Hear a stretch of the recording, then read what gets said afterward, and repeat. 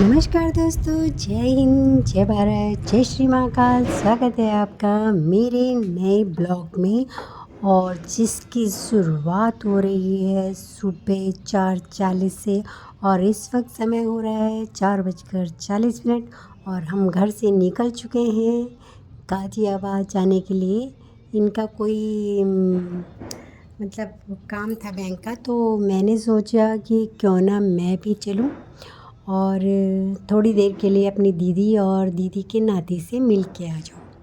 तो हम लोग इस वक्त निकल चुके हैं। इस वक्त का मौसम देखा जाए तो साफ़ ही है और रास्ते में आगे चलते हुए दिल्ली मतलब रुड़की क्रॉस करते हुए हल्की सी रुड़की क्रॉस कर चुके थे। उसके बाद मतलब मेरठ के आसपास बहुत ही हल्की बूंदाबांदी हो रही थी और मौसम भी हो गया था मतलब ठंडा ही था। सुबह सुबह तो ठंडा ही था खैर, और बादल भी लगे हुए थे। और जैसा कि आप गाड़ी के शीशे पे देख रहे होंगे कि हल्की हल्की बूंदें पड़ी हुई हैं, लेकिन अभी हल्की ही थी। और ये मेरठ के आसपास का है, मेरठ मुजफ्फरनगर। तो हम लोग चल दिए, तो हम लोग पहुंच गए थे 3 घंटे में शायद। हम लोग पूरा मतलब गाज़ियाबाद और दिल्ली के बॉर्डर पर पहुँचे जहाँ मेरी दीदी का घर था। तो दोस्तों, सफ़र तो बहुत अच्छा था और सरकार की मेहरबानी से रोडें भी इतनी अच्छी बन गई हैं कि हम लोगों को जो है मतलब अब तो दिल्ली का सफ़र तो ऐसा लगता है कि पास ही है। बिल्कुल प्रॉपर दिल्ली में जाने में तो ट्रैफ़िक बहुत है, लेकिन गाज़ियाबाद तक जो है अच्छा है और जल्दी भी पहुंच जाते हैं। पहले कहाँ 3 घंटे में मेरठ तक ही पहुंच पाते थे और अब हम 3 घंटे में गाज़ियाबाद के आगे मतलब दिल्ली बॉर्डर पे और गाज़ियाबाद के बॉर्डर पे पहुंच जाते हैं। और अब थोड़ा बारिश जो है वो हल्की हल्की तेज़ होने लगी। मौसम तो और नज़ारे बहुत ही अच्छे लग रहे थे। खैर सुबह अभी अंधेरा भी है अभी उतना उजाला नहीं हुआ है। तो अब हमको थोड़ा गाड़ी का वाइपर भी चलाने की ज़रूरत पड़ी, क्योंकि अब बारिश हो गई थी शुरू। रोड देखिए पूरी गीली हो गई है और बादल आसमान में इतने लगे हुए थे, खतरनाक बादल। और यहाँ जैसी मेरठ आधा ही पहुँचे होंगे हम, और सच में दोस्तों इतनी झमाझम बारिश ता बरखलवाल की आज ही हूँ और बहुत ही अच्छा हो गया था, मौसम भी बहुत अच्छा। वैसे तो इस टाइम पर हमेशा जब गेहूँ की फसल कटती है ना, पता नहीं कुछ प्रकृति को कुछ ऐसा है कि गेहूँ की फसल जब कट रही होती है या पूरी तरह पक चुकी होती है, बारिश ज़रूर होती है कुछ फसल ख़राब करने के लिए, कुछ आम की बोर झाड़ने के लिए। और जब आम लग जाते हैं ना पेड़ों में, तब अम्बियाँ झाड़ने के लिए भी जो है बहुत तेज़ तूफ़ान हवाएं उस समय भी बहुत चलता है उस समय, जिस समय हल्की हल्की बारिश होती है ना, जिस समय हल्के हल्के मतलब आम लगने शुरू होते हैं पेड़ों में, तो वो आमों को झाड़ने के लिए, कच्ची अम्बियों को झाड़ने के लिए बहुत तेज़ हवाएं चलती है और बारिश भी बहुत होती है। मुझे पहले से ही याद है कि हम लोग बचपन में जैसे कभी पेड़ बारिश होती थी तो आम के पेड़ों के नीचे ज़रूर जाते थे कि कुछ आम तो गिरे ही होंगे बागों में। अब तो आम के बाग भी बहुत मतलब पहले तो बहुत हुआ करते थे, अब तो आमों के बाग सब कट चुके हैं और बड़ी बड़ी बिल्डिंगें मकान सब बन गए हैं। हमारा रुड़की एक छोटा सा कस्बा है, लेकिन उस कस्बे में भी इतना, अब तो पहले वो लोग भी बहुत पैसे वाले माने जाते थे जिनके पास एक साइकिल हुआ करती थी या 2 साइकिल हुआ करती थी। लेकिन अब तो साइकिल की जगह तो ले ली है स्कूटरों ने। अब स्कूटर मोटर बाइक आपको अंधाधुंध मिलेंगी और कोई घर ऐसा नहीं जिस घर में कार हो। अब तो कार मतलब एक कार तो एक नॉर्मल बंदा भी कार रख लेता है, ऐसा लगता है मुझको कि अब इसीलिए शायद इतना ट्रैफिक हो गया। पहले लोग बसों में जाया करते थे, अब लोग अपनी कारों में जाना ज़्यादा पसंद करते हैं। अब तो बसें तो बहुत ही कम दिखाई देती हैं मुझे तो। इस रास्ते पे जिस रास्ते पे हम चल रहे हैं उस रास्ते पे मुझे इक्का दुक्का बसें दिखाई दी। अब बसों का भी कम हो चुका है और बन गए हैं हाईवे, तो लोग अपनी गाड़ियों से जाना भी पसंद करते हैं और समय भी कम लगता है, समय भी बचता है। तो बहुत सारी बातें हो गई हैं और ज़मीन आसमान का फ़र्क हो गया है। कहाँ आज से 10 साल पहले कैसा था और आज से 10 साल बाद कैसा होगा, निरंतर धीरे धीरे बदलता जा रहा है सच में दोस्तों। और हम यहाँ पर सफ़र का भरपूर आनंद लेते हुए साथ में गाने भी चलाए हुए थे और गाने भी सुन रहे थे। तो शायद अभी कब गई थी मैं गाज़ियाबाद, जब मेरे भांजी की दीदी के बेटे की शादी हुई थी। मतलब साल भर से हो गया है, समझ लो साल भर हो गया है। और उसका अब जो है मेरे भांजे का बेटा हुआ है, तो ये मौका भी था और सोचा चलो इस बहाने, इनका कोई काम भी था, बैंक का काम था दिल्ली में, तो हमने सोचा चलो इस बहाने हम भी चलते हैं, थोड़ा मिलना मिलाना भी हो जाएगा। दोस्तों सबसे बड़ी बात है रिश्तों को सहेज के रखना।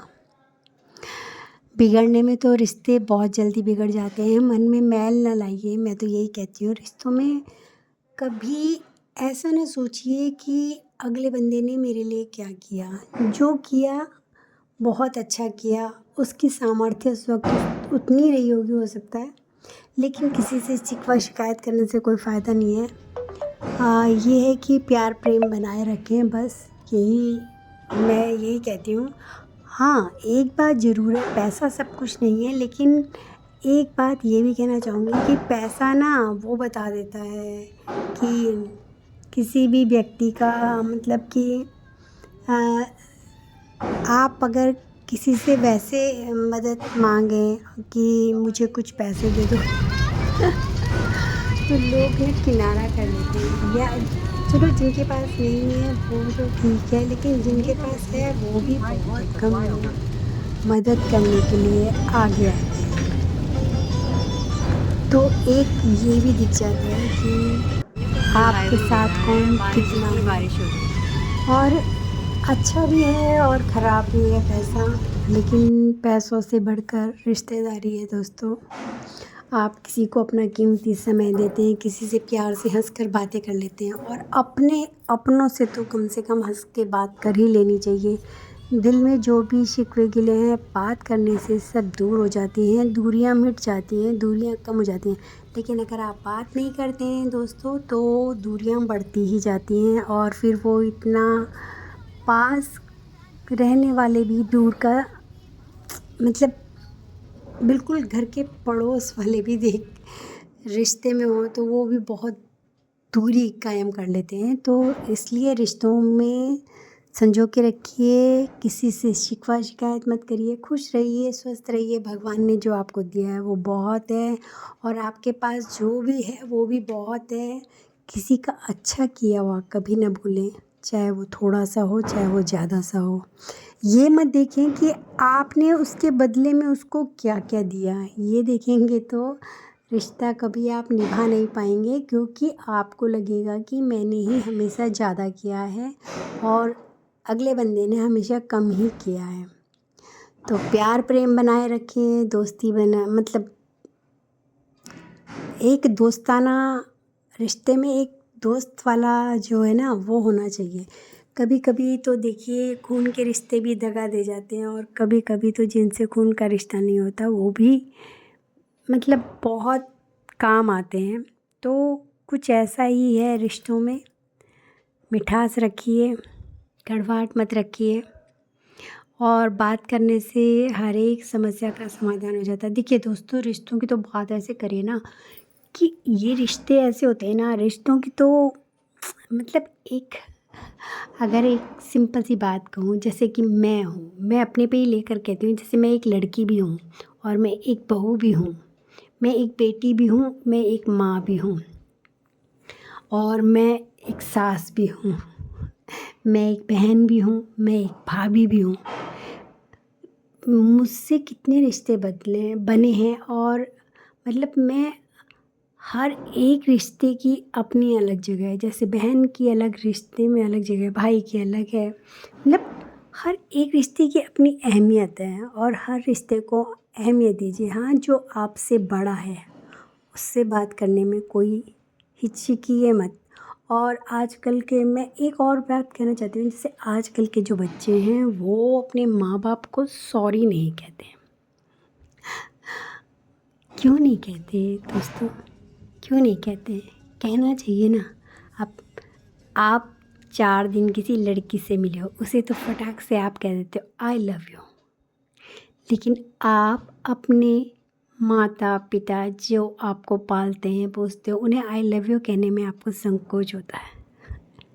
कितनी अजीब बात है ना। तो दोस्तों, अगर आप अपने माता पिता से रिश्ता अगर अच्छा दोस्ताना वाला चाहते हैं तो उनको भी सॉरी बोलना सीखिए। आपको ये पता होना चाहिए कि आपने कहाँ गलती की है। अगर आप ये मानेंगे ही नहीं कि मैं गलत हूँ या मैंने गलत किया है, तो आप सही कैसे करेंगे उस चीज़ को? सभी कभी सही नहीं कर सकते। लेकिन कभी ऐसा सोच के देखिए कि मतलब अगर जैसे हम ये कहें कि कोई लड़का है वो अपने माँ बाप की सेवा नहीं करता, तो वो सही है या गलत, वो देखिए। या कोई माँ बाप है अपने औलाद को सही से वो नहीं करते, तो वो माँ बाप भी गलत है। तो मतलब एक नज़रिया होता है किसी भी चीज़ को सही और गलत परखने का। तो इस नज़रिए को ध्यान में रखते हुए रिश्तों को बनाए रखें और अपने माँ बाप को सॉरी कहना, आई लव यू कहना ज़रूर सीखें। वो भी आपसे प्यार करते हैं और आप भी करिए। और दिल्ली के इस वक्त मौसम में तो झमाझम बारिश हो रही थी, बहुत तेज़।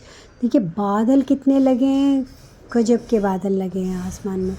और बारिश भी बहुत तेज़ हो रही थी। देखो शीशे में आगे साइड वाले शीशे से तो दिखाई दे रहा था, लेकिन सामने वाले शीशे में इतनी बारिश पड़ रही थी कि कुछ दिखाई नहीं दे रहा था। तो दोस्तों, क्या बोलूँ और आगे कहना तो बहुत कुछ चाहती हूँ। तो हम लोग गाना गाते, गुनगुनाते, सुनते हुए रास्ते का, सफ़र का आनंद लेते हुए जा रहे हैं दिल्ली। और दिल्ली पहुंचकर भी आपको दिखाते हैं कि हम किस किस से मिले।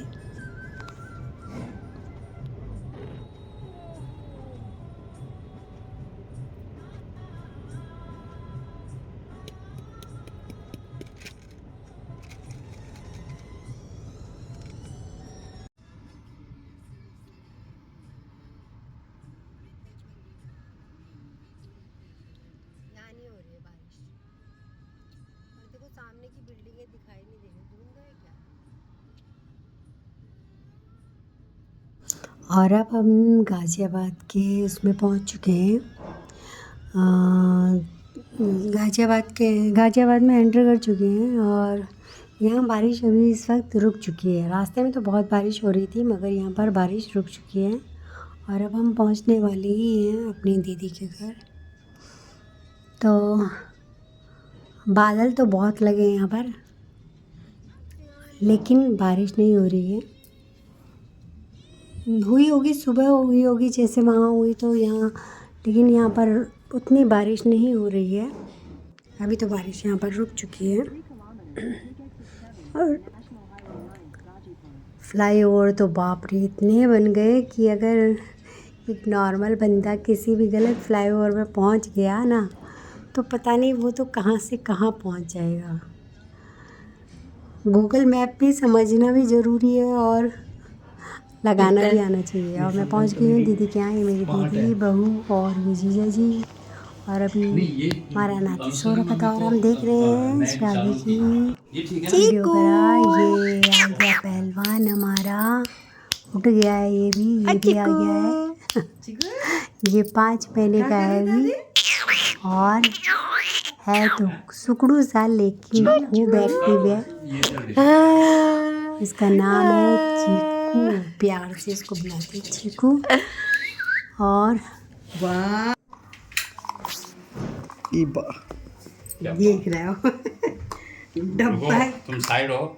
डब्बा क्यों हूँ मैं साइड? ये ले ये ले ये ले ये ले ये ले ये ले। रुको, ये क्या आ रखा है सामान? खोलना उसे। ये तो ऐसे चला जाएगा इसके हाथ में। चला जाएगा तो डाल। इमाम ही सोचूं चाहिए ये टाइट तो नहीं हूँ। ने बोला 1.5 साल तक आएगा ये। इन्हें कैसे पकड़ा?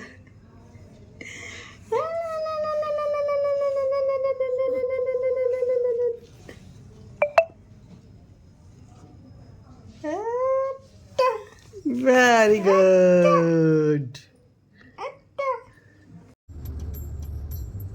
और खाना खा के और ये भी बैंक का काम करके अपना जो भी मीटिंग थी वो अटेंड करके आ गए हैं। और शाम हो चुकी है इस वक्त। हम चल पड़े हैं गाज़ियाबाद से। 5 साढ़े 5 बज गए होंगे करीब। और अब हम यहाँ से चल पड़े हैं घर की ओर। और शाम भी हो गई है तो सोए नहीं। मेरे को तो नींद नहीं आई। देखिए आ जाओगे आप जल्दी।